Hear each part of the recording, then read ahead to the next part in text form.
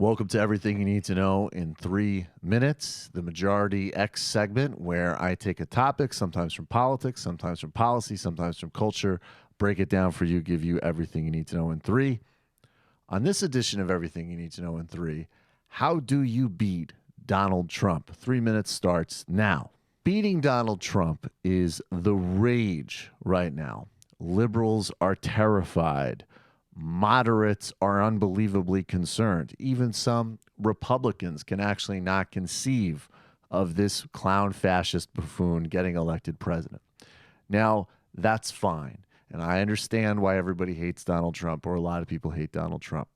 But if you don't think shrewdly and you don't attack him at his strengths, then beating him is going to be a lot harder than it should be. Not to mention the fact that it's most likely going to be against Hillary Clinton, who's obviously infinitely far from being an ideal candidate.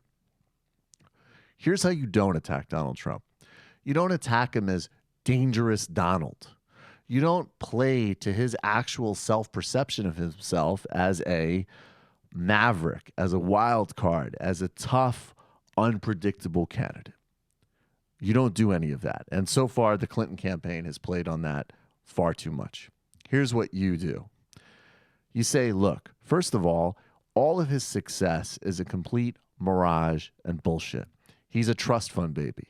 Marco Rubio started on this line of attack, and he didn't go far enough, and it's not going to work the same way in a Republican primary, but it will in a general. You say, look, this guy's whole life is a fantasy that was generated by dad's money.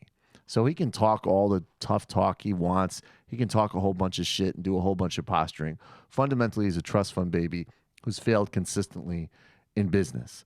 Secondly, he is unstable, which is distinct from being dangerous, I would argue. Dangerous connotes something that might be kind of appealing. Maybe we want someone who's dangerous to the status quo. Maybe we want someone who's willing to shake things up and is unconventional. But someone who's essentially just a baby, who's unstable and doesn't have core leadership capacity is different. And you can do this by mocking him and belittling him as a joke, as a buffoon. Frankly, that's what Donald Trump was able to do so far throughout all this campaign. He was able to make his opponents look like the joke and not him. Hillary Clinton actually has one advantage in this, because if she actually plays the card of just mocking him and goading him, that will really freak him out. So hit him at his perceived strengths, remind everybody that he's a trust fund baby, remind everybody that he's actually a failure, and make the distinction between unstable and dangerous. And that's the beginning of how you beat Donald Trump. That's everything you need to know in 3. Hello, you. I'm Sam Seder. Looking for smart progressive talk that is occasionally amusing? Well, subscribe to our YouTube feed. Subscribe to our podcast.